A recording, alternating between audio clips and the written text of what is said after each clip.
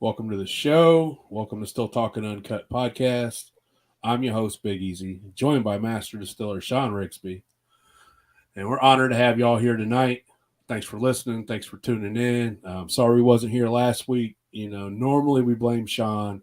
I'll go ahead and take it for last week, even though it wasn't my fault. So it was my fault we wasn't here last week. You owe me one, Sean. So, so we're grateful and honored enough tonight to be joined by Mr. Chris Allen. Mr. Allen, thank you for joining us on the show. It's a pleasure to have you.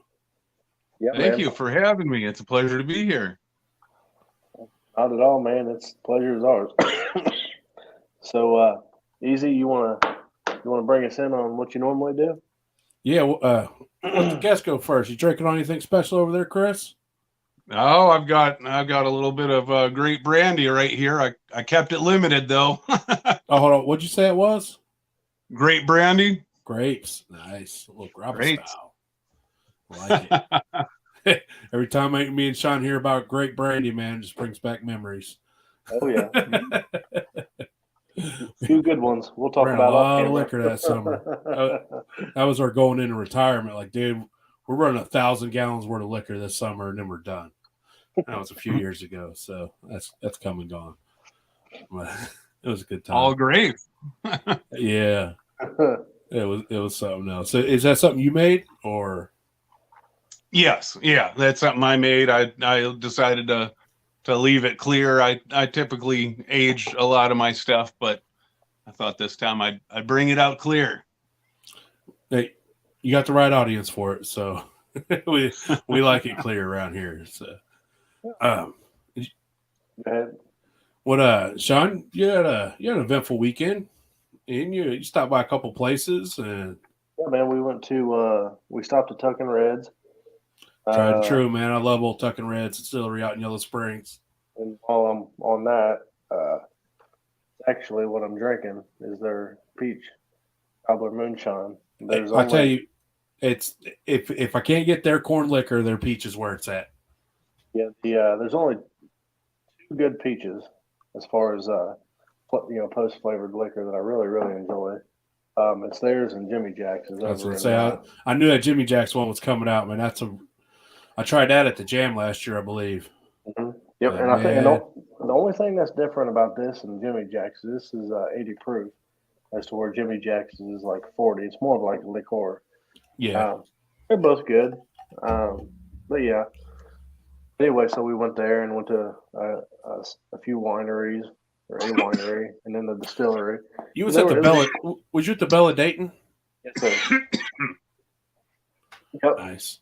It was. Have you ever been there before? No, I haven't been there yet. It's very different. You walk in, check that out. Yeah, I mean it's a nice little place. Maybe try during the day. Yeah, I don't know. I like a crowd, so yeah. But it gets pretty tight. It's a little small in there. Okay. The actual where they distill at is actually bigger than where you have your drinks and stuff. Yeah.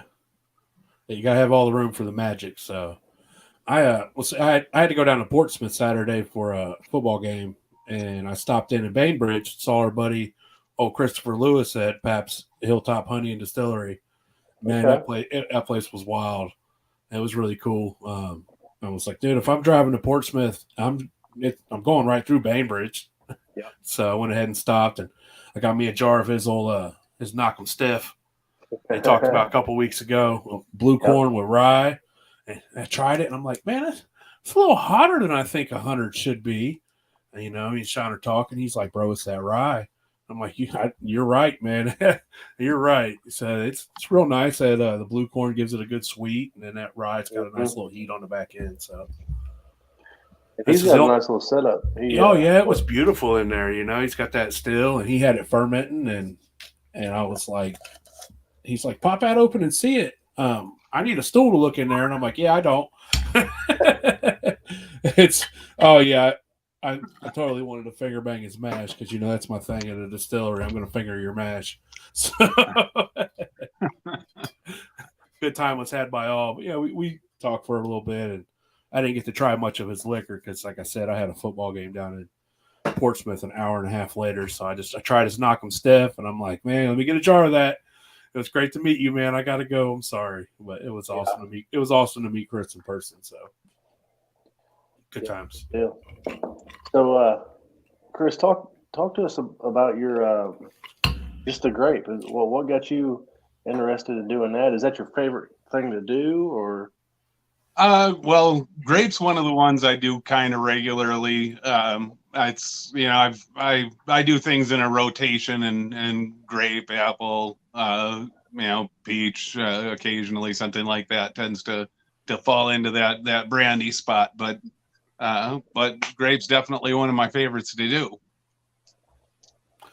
How do you do that? Do you do it? How do you do it? Do you do it like traditional grappa style, or do you just smash your grapes, bump it with sugar?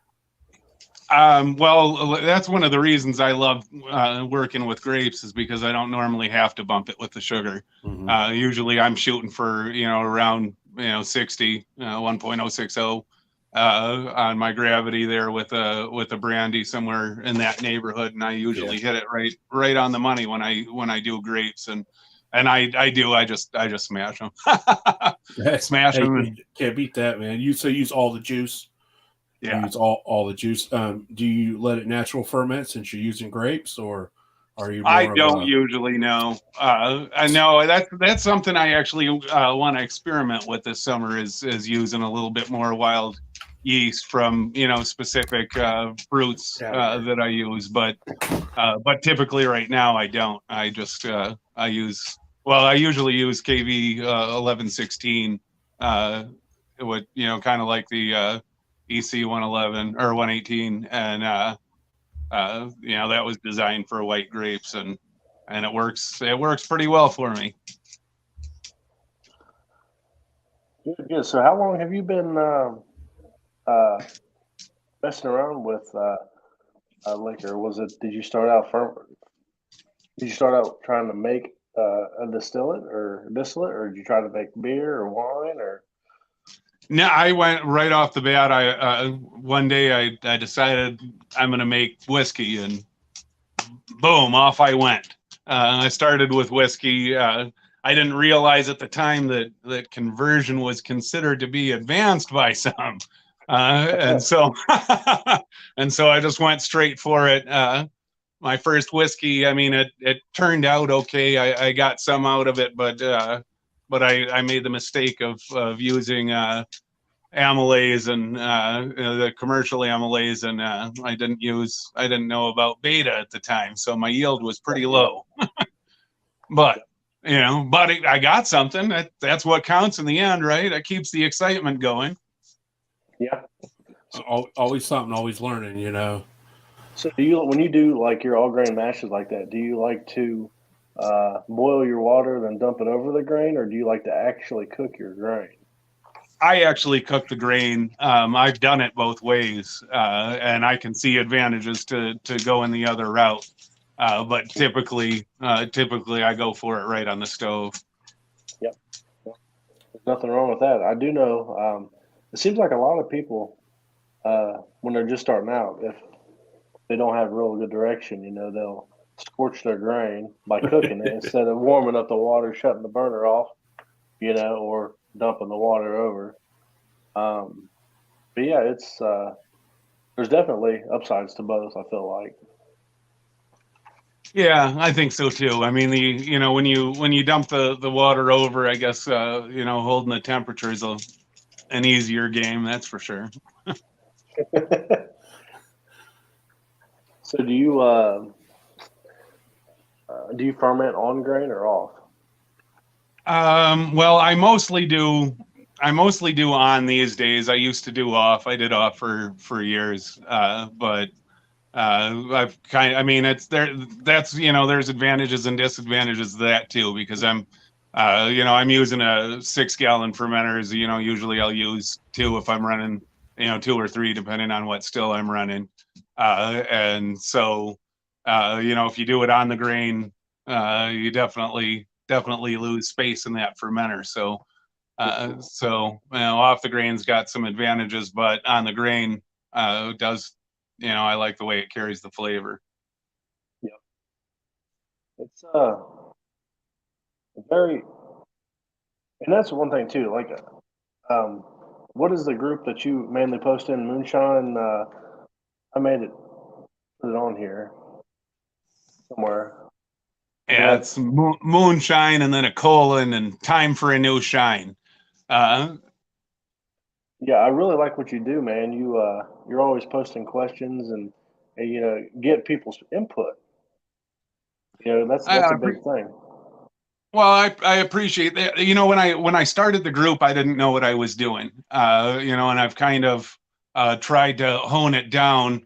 And the way when I make posts on the group, I mean not always, but for the most part, what I try to do is use my moonshine experience to ask the questions and bring the actual information out from the group.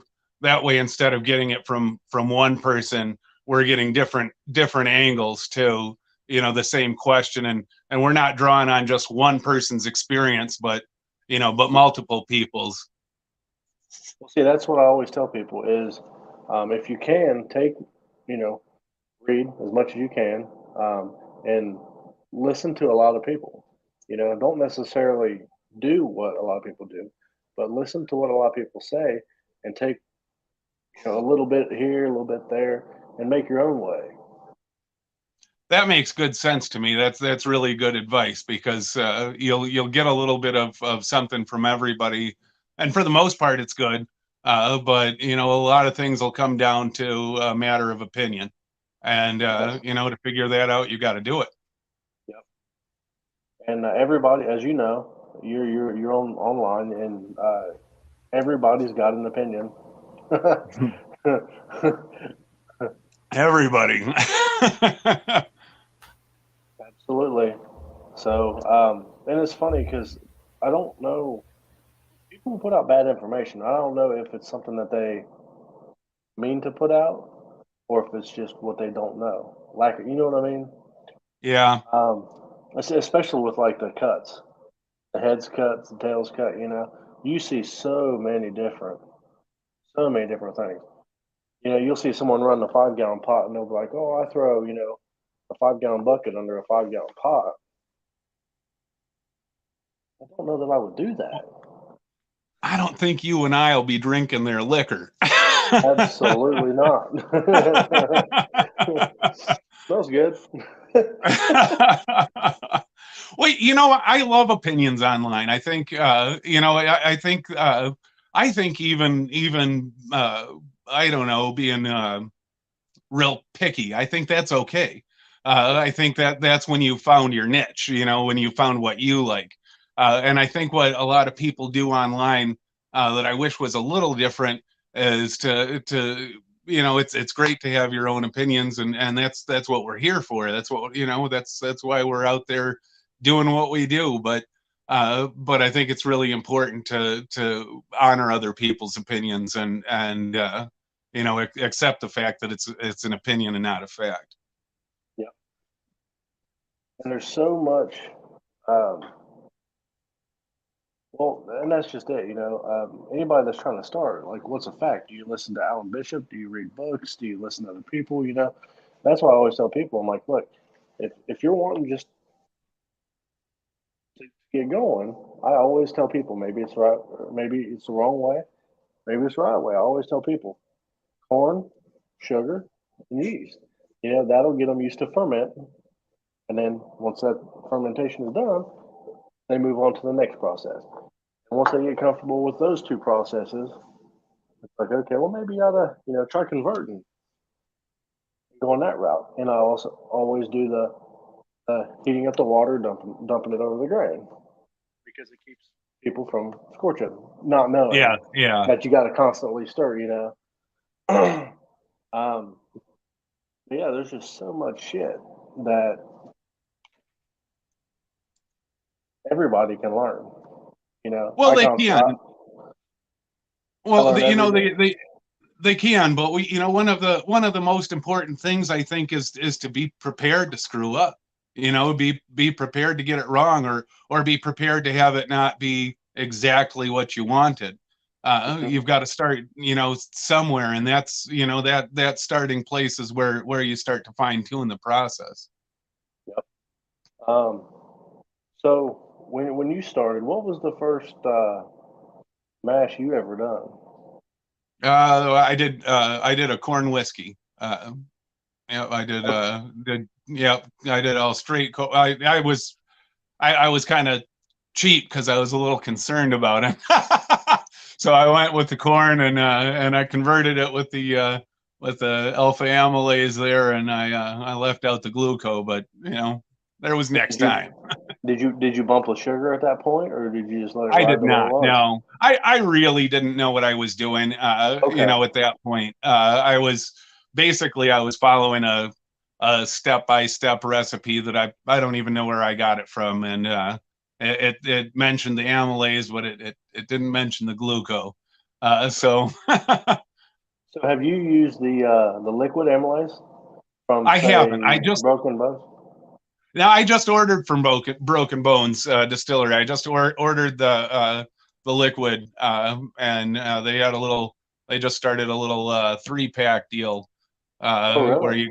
you get two of the alpha, and you need less of the glucose, so you get one of the glucose, and I ordered that.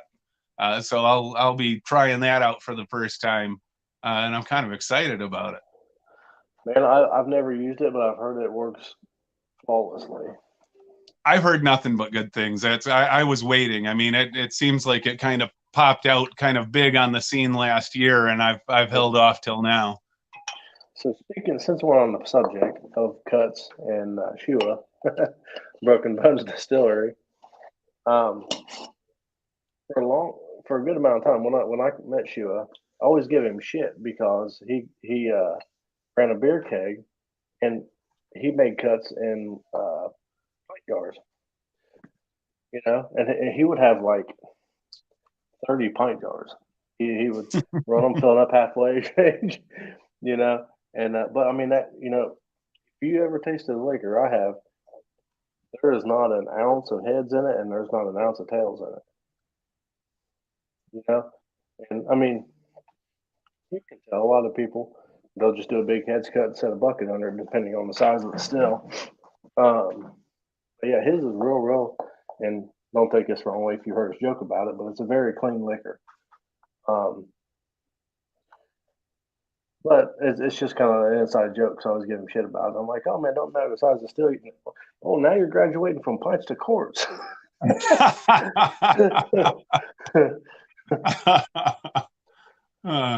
Well, I like to make my cuts in a similar way to the way you're describing. I mean, if I'm running like in the wintertime, I can't run the big stills. I have to run my little 10-gallon on the stove there. So when I'm running that 10-gallon, I'm using little half pint jars, and I'll do the same thing because in the end of the day, honestly, clean's one of the most important factors.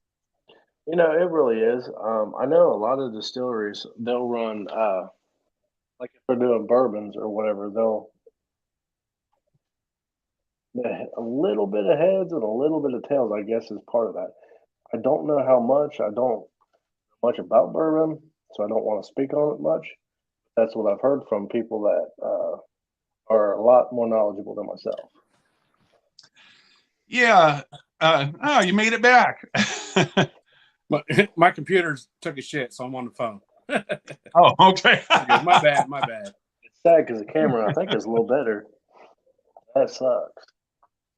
Well, Sean, I understand that I guess some people look at that as kind of a compromise, depending on where the flavor is at. If the flavor is in the heads, they consider that or the tails for that matter, they consider that a little bit of a compromise, and I can see adding the flavor in, especially not. And tails is one of those things that's actually kind of debatable about whether we're always talking about the same thing. Yes. Like late hearts, I guess I'll call it. If flavor's in late hearts, I'll steal that for sure, no problem. Oh yeah, absolutely. I think it's funny that you said that. I think To quote Alan Bishop, I think he calls the second, what you're talking about, seconds. So you have the head, 4 shots heads together, hearts, seconds, and tails. And so Okay. it's just that part where you're coming out of the hearts, but before you get into the cardboard tails, you know what I mean? Huh. Yeah, I do know what you mean, and I don't hate that having its own specific name. I actually kind of like it. I've never called it that before, but I like it. I like it kind of being segmented there. And so he came out with a book. I can't think of what it's called now. Something Distillers Institute. He's probably going to call me after this and cuss me out because I don't remember the name. One piece at a time, Distillers Institute. But anyways, it's a book, and that's where I've read that he called it the seconds. But I think some of the heads and the heads, when people put it in bourbon barrels, the heads will pull something out of the wood as opposed to not having it in there. I don't know. That's a question for someone a lot more educated than myself. Me It don't too. take much. Yeah, me too. I don't know about that one either. So you good, easy? You look a little I might. out of place, I might say. It's because my face ain't here. Here, I'll help you out. There you go. Does that make you feel better, Sean? That makes you feel better, right? You need a bigger microphone. Something about cover this up. There we go. Did you ask him how I got started? I don't know if I did or not. How'd you first get started in moonshine, Chris? Well, I just one day I decided I was going to make a whiskey, and I just up and did it. It's I think I mentioned to Sean, and it turned out I got a little bit something out of it, but it was definitely far from a perfect start. It's usually how it goes on your first go. If you're, in my opinion, if you're not losing, you're not learning. Yeah, and I agree, and and online, I wish more people would talk about mistakes that they make, because I think when you can see mistakes that somebody else has made, I mean, that's a huge help. Mm-hmm. You learn a lot more from other people's mistakes than you do their successes. Yeah. Absolutely. Oh, absolutely. I would agree with that too. It's mistakes, but I mean, to me, I don't care. Like, if I make a mistake, I'll post it right online. I don't care. I mean, I don't care who you are. You make a mistake at some point, and that's exactly the reason there is when you post it shamelessly online, you're really giving people a lot of help instead of just making a mistake and having sweeping it under the rug. Yep. Well, it's funny that you talk about that. So the very first time I ever ran anything, I was ignorant to all of it, and Brian Silcott actually was the first person that I ever really come across online that has anything to do with alcohol. I'm sure a lot of you people know him. A lot of you don't. He may have a good reputation with you. You may not. But anyway, so the first thing I ever done was I went to the store and bought 8 gallons, it was 8 gallons of Carlo Rossi wine. I mixed all nice jugs, though. You got some nice jugs out of it. Yeah, man. So and 1 gallon carboys are nice, man. They're worth it. So mixed all of it together, and I'm thinking, all right, cool. I got this part down. I'm just ready to run. So when I ran, I didn't know what to expect. This don't taste like nothing I ever had before. And I'm like, fuck. I don't know if that's good or not. Because I never made the mash. I just went and fucking bought the wine. And after that, I done sweet feed with pellets. Tasted fucking like ass. That was when you fell in love with sweet feed, right? Yeah. But I just, you live and you learn. Yeah. Yeah, you do. And I think it's really important when for new people to hear, that the first one just didn't turn out the way that you hoped it would. That's good stuff because you can put a lot of time and effort into your first mash, and you can have the whole fantasy going about it. And when it doesn't turn out, it could, that can be kind of a self-confidence let down, and to hear that other people had those kind of problems, I think is really good for people. Yeah. Well, and there's a lot of challenges out there, right? So, just like Easy knows, I'm planning on eventually dabbling in electric. I've never touched that a day in my life. Always been propane. So this is going to be like me starting over completely. Yeah, I would have the same problem. I'm on propane, I mean, I definitely flirt with the idea of going electric. There's no doubt. But yeah, I've got that fear that I'd be starting from square one. It's the learning curve isn't really big. It's a go, man. Like that learning curve is real small. It's a lot less. It's a lot less worry and a lot less, having to babysit. But still, give me a flame. Give me a flame. Well, you never know. I mean, as long as the flame, well, uh, yes, some people will use electric to, like he said, it's a lot less babysitting. So some people will turn it on low amps, let it creep up, and then once they're done having to wait, they'll go out there, turn a burner on, shut the electric off. I don't know Well, how, I don't know if it'll burn the elements that way. um, I would imagine as long as it's covered, it should be all right. I don't know if anybody in here knows about that. Please comment in the comment section. but so what drink have you ever made that you're most proud of? well, we were talking about bourbon. I've made a couple of bourbons actually that I'd have to put up at the top of my list. It's it's one of those things that you really work hard on fine tuning, and when you finally hit those notes that you were looking for, I guess you guys would understand, but a lot of other people might not. But that was really exciting, and I've done a couple where I got them right where I wanted them, and they're sitting on the shelf right now. I'm scared to drink them. They've got to save them for proof. So what's the weirdest thing you've ever made? Whether it Hmm. be fermented or post flavored? Mm, um,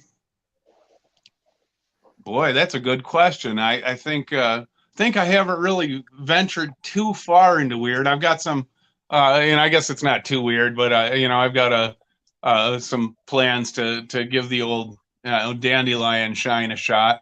That's, I guess, a little bit weird, but yeah, I guess I'm pretty much stuck on the straight and narrow path of moonshine so far. Maybe I'm gonna have to cook up something weird.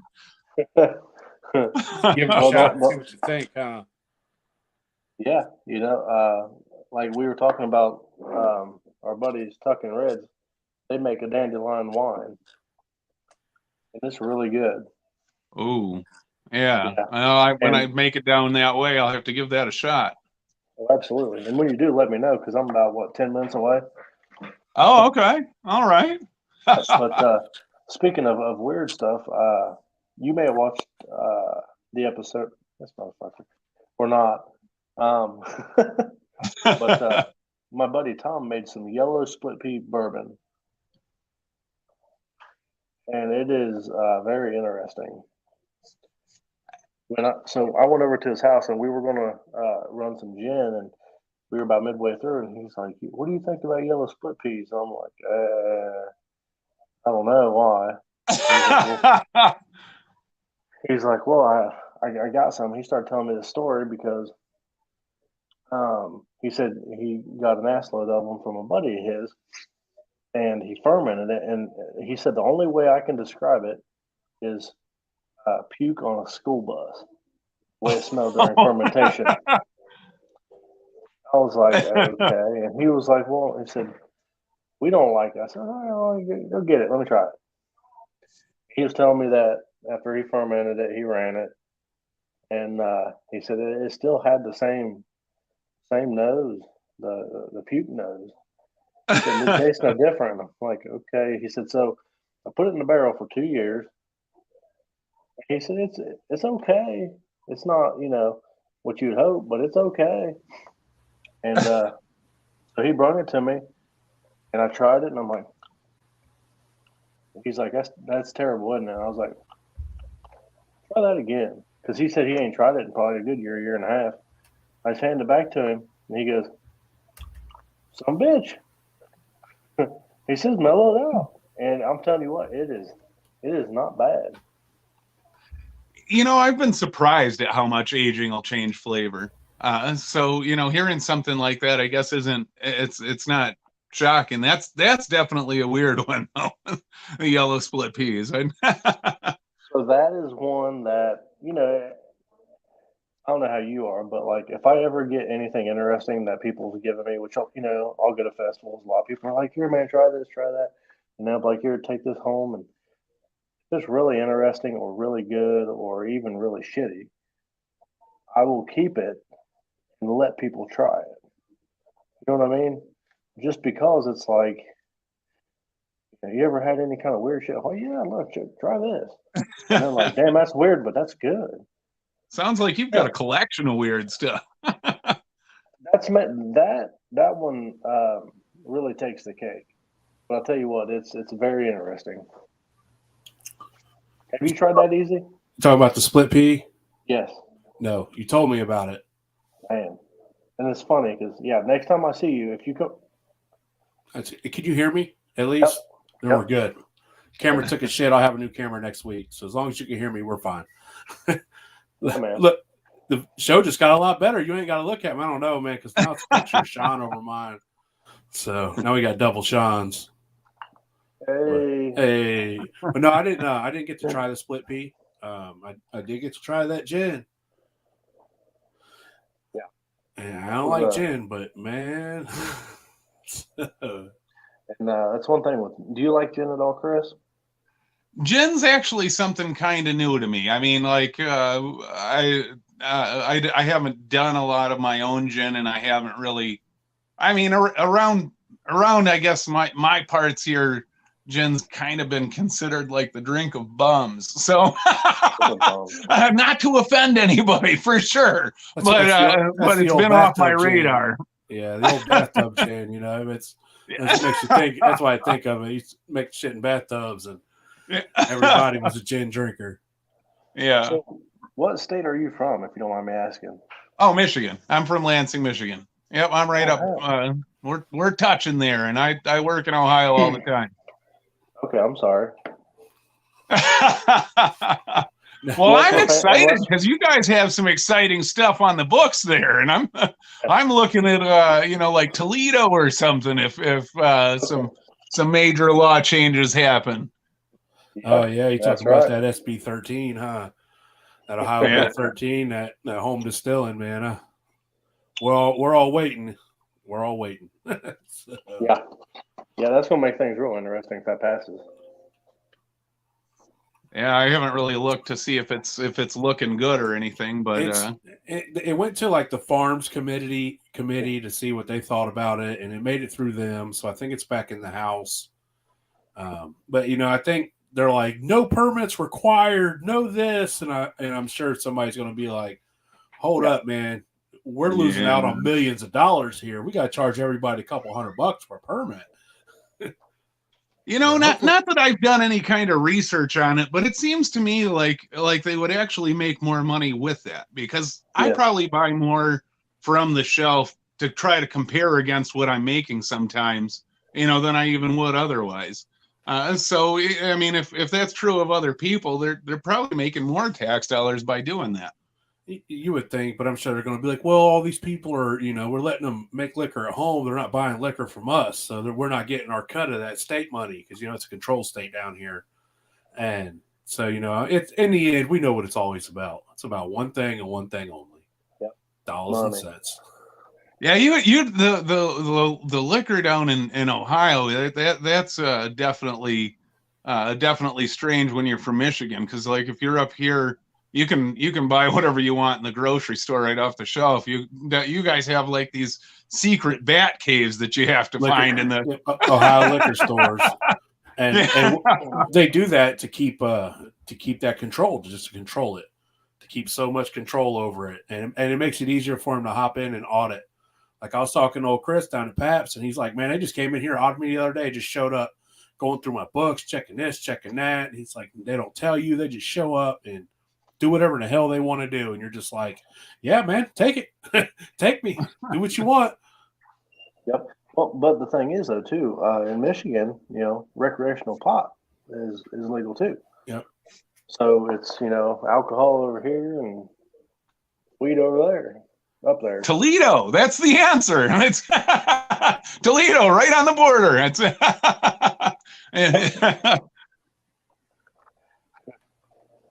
So what are some of your plans, man? What do you want to try? What do you have going on in the future that you have looking forward to?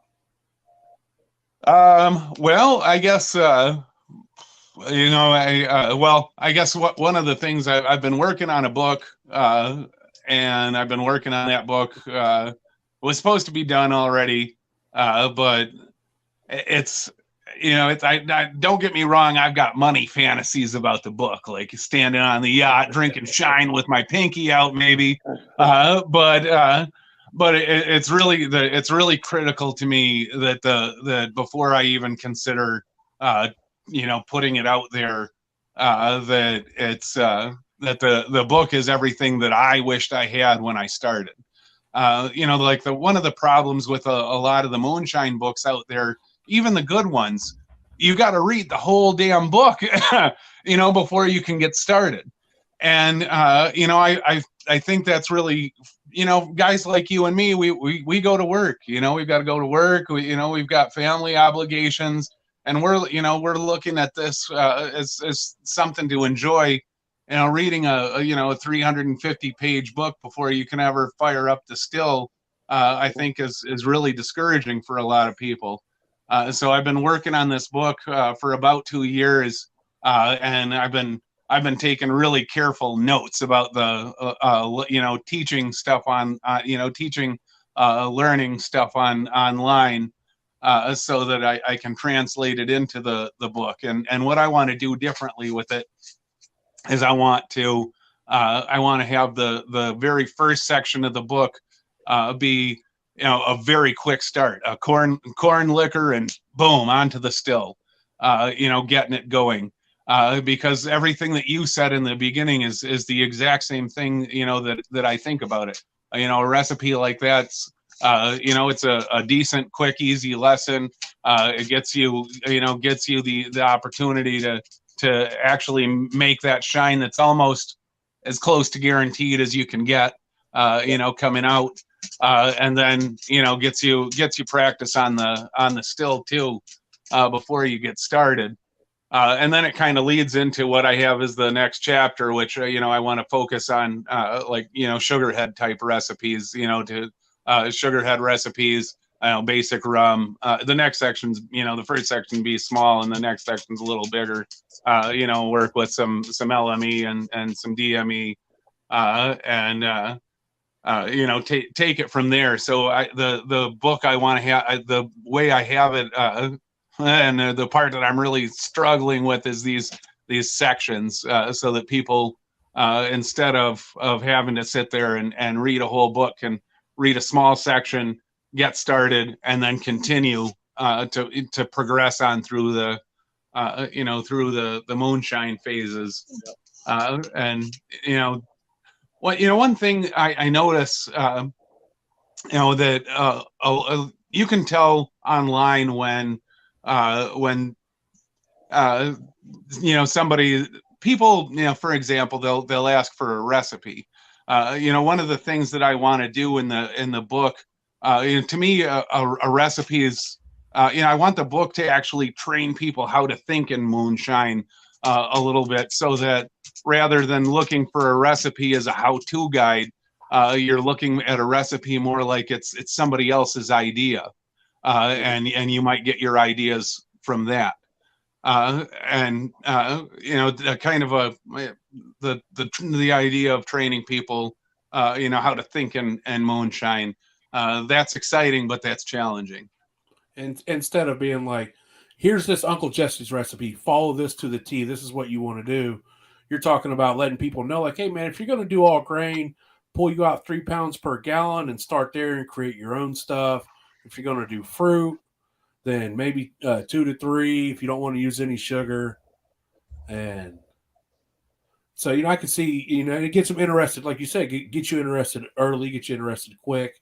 So in the beginning, you're like, I'm already making liquor. Right. I'm going to keep flipping in this book, and you don't have to spend months and months reading the book and trying to figure it out, which can be daunting. Like you said, people work, they got lives. And if you're like me or Sean, if they don't have pictures, we have trouble following along sometimes. So, and they got to be done in crayon too. Well, and people get, if people fail 2 or 3 times in a row, they'll get discouraged and quit. That's it. That's exactly it. I think, I think, at least you and I both, at least semi failed on our first time. I think that's pretty common. I think one of the things that divides us is those of us that just keep going and don't accept defeat. But I think with the right information, a lot more people could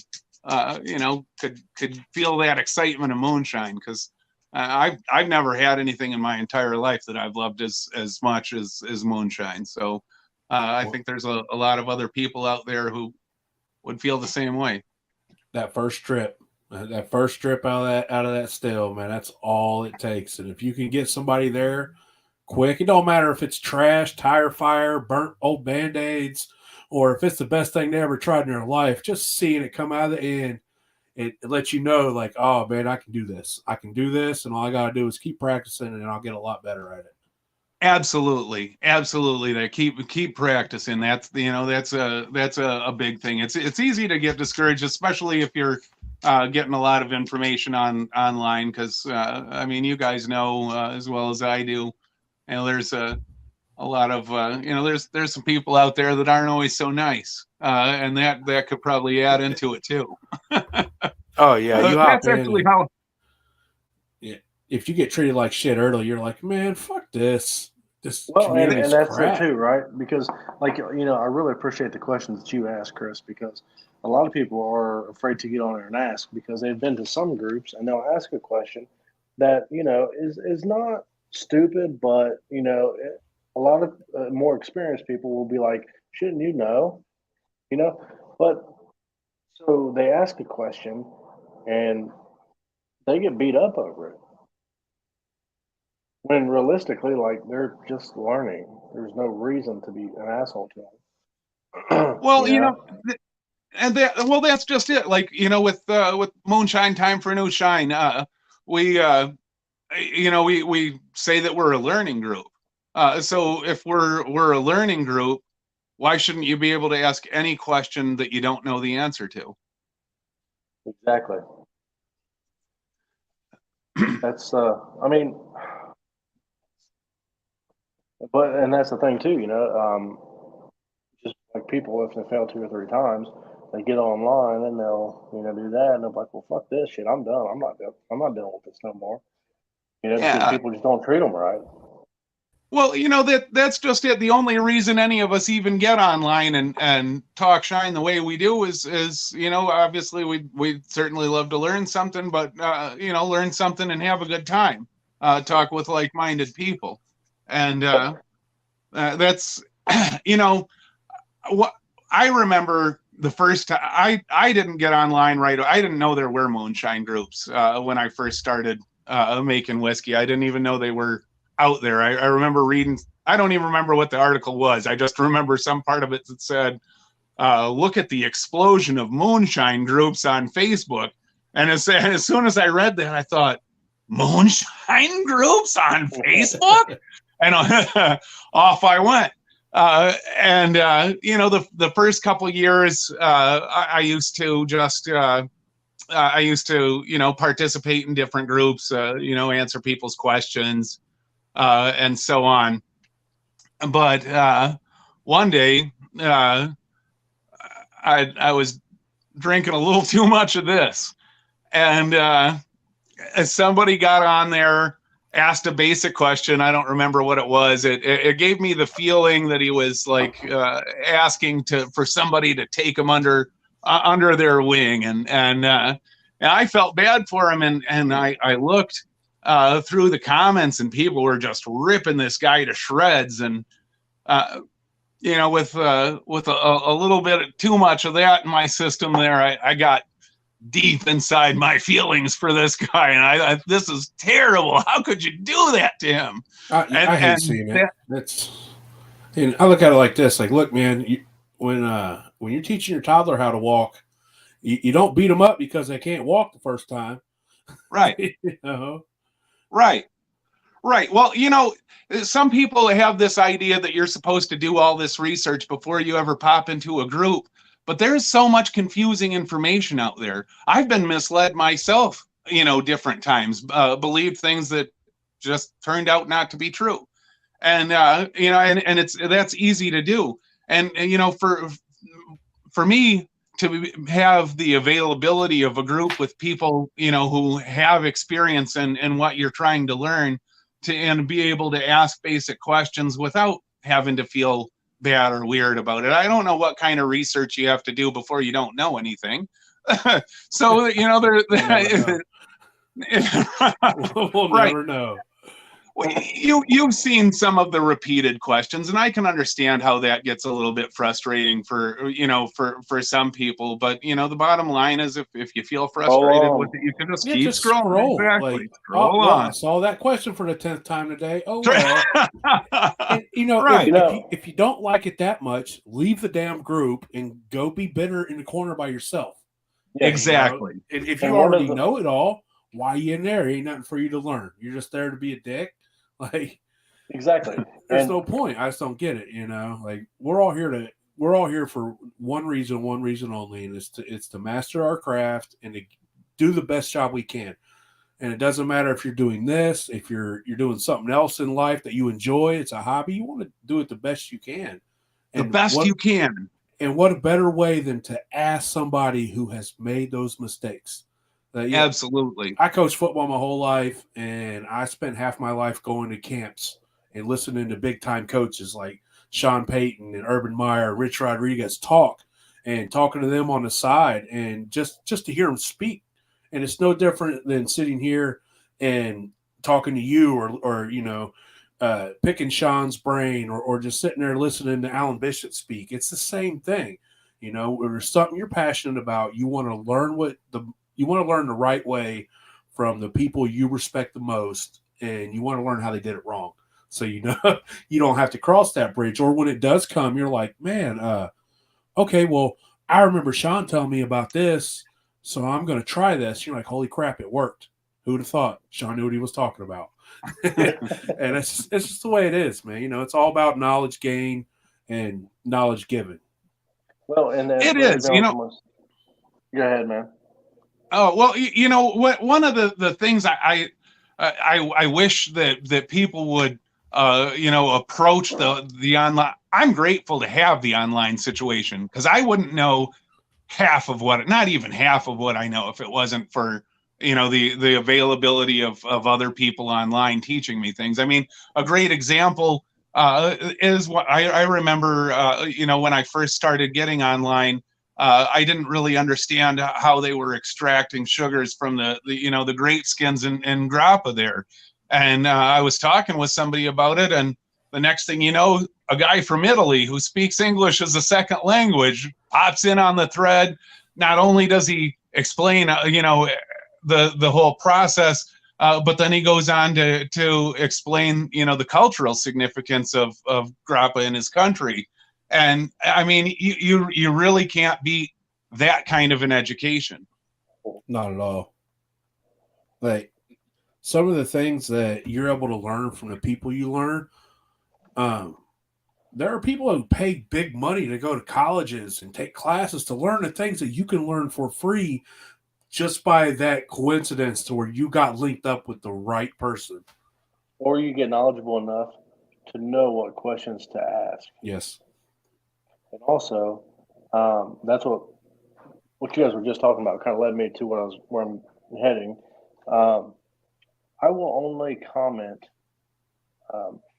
on things that I've experienced. You know what I mean? Or give advice on things that I've actually experienced, because a lot of times it's like, well, I've never had that issue, so I'm just not going to comment on it, and I don't want to lead anyone in the wrong direction. Because I think a lot of people are just like, oh shit, I heard, or I read someone else, well, they fucked up, and they're like, oh, I just completely avoid it if it's not something I've experienced, or unless someone I know personally that's more knowledgeable than myself has dealt with that and told me what, happened, what it was. Somebody that you trust, right? Yes. Right.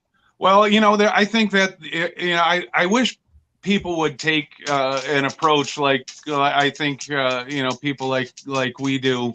We go online and it's not just take, it's give and take. That's the attitude. Give and take. When you can give, you give, and when it's available to take something you didn't know, or something new to you, taking that information, that's what it's all about. I love it, but it's definitely I guess kind of related to karma. You got to give to be able to take. Both are important, and it's part of the commitment. I mean, having an online community, we've got all kinds of different platforms, we've got different groups, podcasts, things like that. But in the general community, the general Moonshine community online, people investing themselves and caring about the overall goal of what we're doing. I mean, that's what's going to really make things happen, and I think that's really important. So, yeah, I feel if you love what you do and you take all this time and these years and you invest the hard work it takes to learn and to learn the right way, it's your duty to keep the tradition alive, to pass on good, solid information.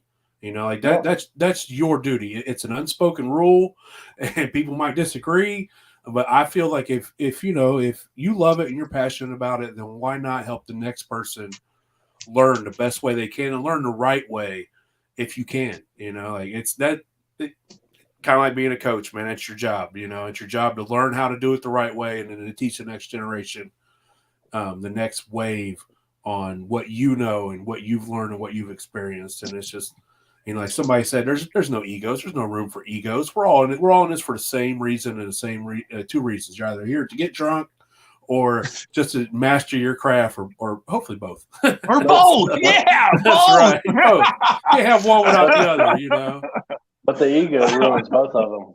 Always. Always. And it's fine if you're stuck in your ways. That's fine. They're your ways. They work great. Every way, every still, every mesh, everything has its place for a certain person. And I think we get mixed up when we try to push our ideals on other people without giving them the opportunity to test it out for themselves and see which one they like the best. Well, that's just it. That was a mistake actually that I made in the beginning. When I first got online, I didn't even realize I was doing it until I reread one of my comments. I was like, ooh. But sometimes when people are new and they're doing they've already made the mash. There's no point in telling them, oh, don't use so much oats, or whatever the case is. I'm one. I don't like a lot of oats in any kind of shine I've ever made. I hear it's pretty good in small quantities, but but telling people that like oats or wheat or something like that, once they've already made the mash, it's too late. I'd say more important to encourage them and let them get their own opinion on the taste. Let them get their own opinion, or be like, I've had great success by not using so many oats. Maybe next time you try it with less oats. And you get a lot of people that are like, man, how much is too much and how little is too little? And I'm like, look, man, try it both ways. Put a shit ton in there and then try very little, and then find your balance. Like you have to know for yourself, like, do I like a lot of pepper cooking, or do I just like a little bit of pepper on my mac and cheese? Like it's all, everybody's different, because if I don't like straight corn, well, I can't really be like, oh, this much corn, that much corn. But if I really like brandy, I can be like, man, I did use this, and you can use that. And so do your own thing. I get a lot of questions about thumpers, like what to use in them, how much to use of this. And it's like, look, man, try everything. Try everything that you can think of and see what you like the best. And then boom, you got your own way, your own thing. That's just it. I mean, there's so many, like the thumper, for instance. I've got thumpers, and once in a while I use a thumper, but personally, me, I'm not in love. It's good for other people, but the thumper so something that your single arm, you just do a straight single arm run usually, yeah. And do you do stripping runs and then a spirit run, or are you just a one and done? It depends. It depends on what I'm making. Like sometimes like the grape brandies, I'll do those twice, but sometimes like an apple brandy, I'll only run that once. I kind of judge it by how it tastes when it comes out the first time. I'll make my cut. Like if there's any chance of doing a single run, then I'll be planning to make my cuts on that run. Now, since you do the single arm run, and you say you run your grape twice, have you ever thought about macerating your stripping run in grapes and then rerunning it? Oh, absolutely. Yeah. Oh, I definitely. That's definitely a good way to go. Even throwing them right in the pot there. Yeah, the float. Maceration's been a big topic. It seems to come up quite a bit here lately. I was talking about it with Christopher Lewis down at Paps when we were standing there. We got on that subject because he was talking about how he runs certain things, and so like Sean had spoke to me about maceration that he heard Alan Bishop talk about, and I was fascinated. So I'm all about giving that a shot. I could see how it would work really well and without, killing your proof macerate your liquor. Yeah, definitely. That's not something that I've done a whole lot of, but I've definitely done it specifically with grapes, because why not? You've got all that. You've done it two different ways. What do you think? How did it change it when you did that? Like, did it input a lot more flavor into your final product? Did it give it an off flavor that you wasn't used to? Well, I did it, and I did it with what was left over. I've done it a couple of times that way, and I've done it a million times without doing that. And I think by adding that into the pot, I think it does up the flavor a little bit for me. And I mean, you guys know as well as I do when we're talking about up in the flavor. I mean, it's pretty minute. It is. I think a lot of newbies, they hear us talk about flavor, like, oh, it's this, it's that. And it's always like, look, man, when we talk about flavor, we're talking about after notes, after hints. We're talking about trying to get that nose. And then it's going to be liquor. And then once all the liquor goes away, you'll get some hints of flavor. If you want sweet, then you better add it. You better make a mixed drink. If you want hints of good, back end flavors, and then you keep it clear and it's like anything else. If it's good, the more you sip, the sweeter it's going to be. Yeah. Well, you know that from Betable last year. Oh yeah, I took that peach brandy down there, man, and it was good at first, and then we're passing the jar around, and it's getting low, and it's just getting sweeter and sweeter and sweeter the more that jar goes around. Now that might be attributed to we were all getting drunker and drunker as it was going around. But like even when you're sitting at home and if I like mine over ice and you just sip on it and it just something about it that the flavors stick on your lips and it holds for the more you drink the sweeter it gets. Yep. So I was going to ask something I can't remember now. So what's your thoughts on post flavoring? Is that something that you do? Is that something that you're completely against, or Is it by request only? It's that would be that's like I don't do it for myself. I mean, I guess I'm getting kind of old and I drink like an old dude does. Put it on the rocks, man. Give it to me a little chill. I'm gonna sip on it. I gotta last all night, man. I can't go hard my night ends early and my next day is rough. Rough. Yeah. Well, I think anybody should drink any way that they enjoy drinking. You damn right. And like I'm for myself, for my own personal pickiness. For me, I'm not for doing it for me, but I do it for other people all the time, just to kind of keep practice. Do the orange creamsicle, do the apple pie, different versions of that stuff, things like that. I did just recently I did a blueberry crumble. Nice. I did a blueberry lemonade recently. That sounds good. I was bored and I'm like, man, I'm about to make some blueberry lemonade. Somebody I know tried that. I don't remember who it was. So like, that's when I met up with LeMasters and Hooch. So buddy Hooch and LeMasters came up for the weekend and we hit up Tucking Reds and Brandyberry, and I was like, man, I got to make something, and I decided to make it. It was Easter week. It was Easter weekend too, so we had a big family get together, and then I'm at practice handing out pints to all the players. Like, hey man, who's 21? You want a jar? Matt LeMaster said it's amazing. He lies. No, I don't take nothing he says at face value. So if you're in here, Conover, I don't agree. I don't believe nothing you say. Yeah, because I mean, it's funny though nowadays. Like clear flavoring is a big deal. Mm-hmm.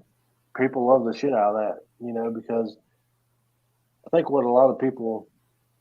It's funny. We'll be at a festival and they're like, "Here, try my peach brandy or whatever," and you're like, "That's sweet." That's peach brandy. Man, maybe peach brandy, but it's been post flavored with something. Yeah, I think people when they first start out, they make that brandy and they're like, "Where's that pop? Where's that pop? Where's that candy?" And they're like, that ain't there. Exactly that ain't there. Let me add sugar to it. Now it's got that sweet. Now it's got that pop, and it's a mixed drink all of a sudden. And it's like. It's got to know, like, if you're doing flavors, it's not going to be pow. It's going to be light. It's going to be subtle. Yep. But you'll know it's there. Yeah. You'll get an apple pie. It's a little different. Yeah. It's like, oh, that smells like cinnamon. That tastes like cinnamon. That's candy. But that's alcohol. Yeah. There's a little bit of alcohol in there. But, that's what sells. That's the biggest seller. That's why you see it. You go into Old Smoky, Sugarlands, and it's just so many. Yep. And that's corn liquor with peach flavoring added to it. Yep. And that's what sells. That's where the money's at. That's how they stretch their bottom line. And I get it. You're going to sell 100 flavor jars for every jar of clear you sell because you don't have so many sticklers like us. Like, man, I like that clear. I want to try that clear. Like if I go in and I buy a jar somewhere, I'm always like, man, what do you got that's clear? I always buy the clear corn liquor. Unless they had a clear brandy, but I haven't seen one yet, so I ain't been able to buy one. I think the only clear one was the that Paw brandy we got down at the Hocking Hills distillery there in Straitsville last year. Yeah, And- you guys are in so much of a better spot than I am. For even with your bat cave, you've got so much more, along the lines of what we might do, available to you than I do up here. If you're ever up for a 6-hour drive, man, you got a place to stay. I will tell you, if you go over to Indiana, Indiana has such a selection. It is insane, the selection that you get in Indiana. It's a 30-minute drive west for me, and I'm in Indiana, and their liquor stores are like candy stores for adults, as opposed to come here and they're like, oh, we can only sell you 2 bottles of that per day. Oh my gosh. I Hey, know. See you're right about that. That drives me nuts. They'll drop Red Weller and Eagle Rare, and you'll go in the liquor store and you'll be like, I want one of each. And it's like, no, you can only buy one today. And so, I got my cousin call and be like, bro, drive up here to the liquor store so you could get this other bottle of Weller for me. He's holding it hostage, and I come walking in like, man, let me get this bottle of Weller. Yeah, I've people you care about. I've been to Indiana. I work in Indiana too, and Indiana. I guess what I like about them is their taxes are pretty impressive. I mean, the right way, the right direction. Yeah. Yep. Absolutely. Well, I think we've had everybody. Do you ever have any aspirations of like opening a distillery, having your own distillery, or is it just like, man, this is a hobby I love to do, so I'm just going to keep it simple to myself? It's pretty much the hobby thing. I mean, if I had some kind of an opportunity to work at a distillery, I mean, if I could do something with like flavor development or something like that, that'd be pretty exciting. But actually, what I'd like to do for a distillery is sell. I'd like to be the guy that gets out there and hobnobs and rubs elbows and sells that. I'd be pretty good at that because I make friends anywhere, so it's always like, especially if you're the guy giving out free alcohol, you're automatically in. You're top shelf. No shortage. Right. All the friends you need. They come quick too. I can see that. Like if you think about distilleries, and it's like, man, I wouldn't want the headache part of it. The front part. I wouldn't want that headache part. I just want to make liquor. Right. Yeah, I think I've started other kinds of businesses before, and one of the things that was always a problem for me in the past, I did a remodeling business for quite a while. We did well financially, but you really, it's the startup capital. I mean, how much money have you got to start up that distillery and keep it running while you get your feet underneath you? And how long does it take you of running that distillery and turning a profit before you finally make that money back that you put into it, before you finally start seeing that profit? Like what is it, Sean? You have to have the building and everything set up before you can even apply for permits. So you got to have the building under lease. Either you have to own the building or be under lease before you can apply for federal. Because you got here in Ohio, you got to apply federal for the DSP first. And then, of course, from my understanding, that a lot of people that own distilleries have told me is that's not the issue. It's the state. The state holds you up for anywhere between 6 months to a year. And I don't know about you guys, but I'm not made of money, so I can't just sit on a imagine you put up all this money. You have a place that you lease for that year. They want their money. You have to pay. You have to pay all that money. You have to pay your taxes and then all your startups. And then once you do open, you got to turn a profit for a few years to break even. And so you legit need to be able to be able to live without making any money for about 4 or 5 years. Yeah, and still be able to pour money into it if you're going to pay other people to be a part of it too. So yeah, and you got to live at home. You got to live at home. Power company don't give a crap what you got going on. They want money. Yeah. They'll be out. Man.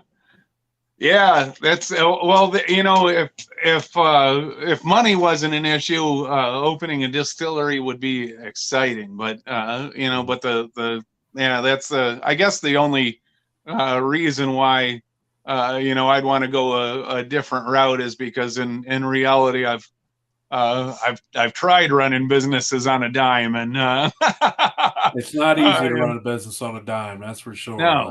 No, you've got to have the money. And and if you do get the dollar to run the business, usually it's an investor. So now you've got somebody else's hand in your pocket that you have to, you gotta pretty much answer to them, or you gotta keep them happy, and a portion of any money you make's got to go to them. Like it's a rough go, and if you've opened a distillery, hats off to you, man, and we love you for it. I can't wait to try your liquor at your place. So absolutely, absolutely. I mean, if anybody that opens a distillery, if I can buy from them on online, I'll definitely do that. Pitch in from the support customer perspective, but it feels like that would be a rough road, to travel unless you really had some money behind you. Mm-hmm. Till then, I just hope and pray that Sugarlands does what they say. It's coming, man. I think it's going in the right direction from the what you. Well, heard. As soon as Sean's jar comes out, I'm going straight to the store. I'll be definitely trying that one. You better be there during the release, or you're not going to get a jar. I promise. We're buying up every single jar they have. Are you going to have to buy that direct from Sugarlands? It's not going to be.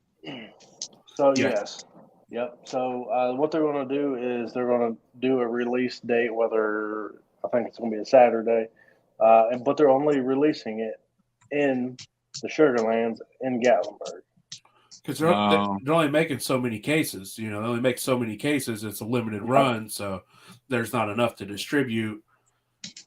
Which is fine. I will bring enough home. That's my plan. Between Sean and everybody else that's going down there for his release party, we'll have some extra jars, if you need one. I thought, man, I'll take a loan out on my car and buy every one of them. I don't care. Let's get it. Whatever it takes, man. He waited long enough for him. We're going to buy up every jar we can. So. Yeah, I bet. I mean, that's got to be one of the most exciting things that's ever happened. I mean, when the jar finally comes out and you've got your jar in your hand, I just can't imagine what that feels like. And we finally going to see Sean smile. All right. Ear to ear, and it'd be a weight off his shoulders, and finally, something you earn and you deserve, and like I said, it'll happen. And I think they're finally getting the ball rolling. They had all them setbacks and everything, and COVID and fires and remodeling, and so just it's going to happen. And when it does, man, it'll be well worth the wait. At least I hope that's how he feels when he finally has it in his hand and he says, "Look at this, you son of bitches! Now shut the hell up! Look at my jar. Leave me the hell alone." But then I got to open it and taste it. Nah, ain't nothing like we can do about that. So right, you got to get at least two so you can open one and taste it. Make sure it tastes the way that your winning jar did. I bet I'm pretty sure they're going to put some good flavor in there. It'll be close. Yeah, they'll put some good flavor in there. So. At least according to what Greg said, he's allowed. We are allowed to go down there when they make it, so we can be included in the mash process and the running process of it. So, how cool is that? That'd be the biggest still I ever got to run. 750 gallon. I'd be cool with that. Now, what are you going to do with the mash when it's fermented and you see it? Damn right. Got to figure bang that mash, man. That's just the way it is. Woo! That's right. Yeah. Pull it out and smell it and taste it. You just got to know. You got to know, man. Oh, absolutely. But anyway, man, I said, appreciate you for being on here, man. I think we've had everybody long enough. We went well over what we normally do, so I Yeah, appreciate you. it was an honor to hear you talk, Chris. I apologize for my camera issues. I get me a new camera. But Oh, well, it was an honor to be on, and I'll be continuing to watch here in the future. we appreciate it. If you got any questions, you just want to shoot shit and talk, just let us know, man. We're always down to. We talk moonshine all night long, all day long. Also, man, when you're done with your book and you're ready to release it, you let us know. We'll have you back on, and you can promote it as much as you want. It only absolutely. It only costs you 2 free copies signed. Well, I'd love to. When it's close to ready, when I feel like it's ready, I'd actually love to send it to you and get your opinion on it. We're all about that, man. I love that. I need as many experienced opinions as I can get. I want to make sure that it's the book that you wanted too when you started. Yeah, that's what everybody's looking for, is the one thing to get them going that nobody has. Yeah. Keep it simple, keep it simple and make it easy for a new guy. And the easier it is, the less likely they are to get discouraged, the more likely they are to run with it and fall in love with it. And then who knows, 10 years later, they're sitting here like we are, shooting shit about something that started out as a small hobby that is just, it's a lifestyle now, something that you love. And that's what we want. Absolutely. Yeah. All right. Well, with that, we're going to let everybody get out of here. Hope everybody has a great night. We really appreciate y'all listening. If you didn't catch us live on YouTube, you can rewatch us on the YouTube channel. You can listen to us on Spotify, Samsung Prime Music, Amazon Prime Music, Samsung Podcast, all that stuff. Just check us out. Chris, thank you so much for being here and giving us your time. It was an honor to hear you talk. Sean's got one thing before we go. Yep. When you hop off here, Easy, you got that story to tell him about the grappa. All right, yeah. Stick around. He's probably he's listened to every podcast. I'm sure he's heard it 8 times, but we'll tell it to you again. But anyways, man, we love all y'all. Everybody have a great night. We'll be back next Monday, and if we ain't, then it's my fault. I'm taking the blame from Sean from now on. He's had enough, so I got to absorb a little bit. But all right, y'all have a great night, man. Shine on. Hello.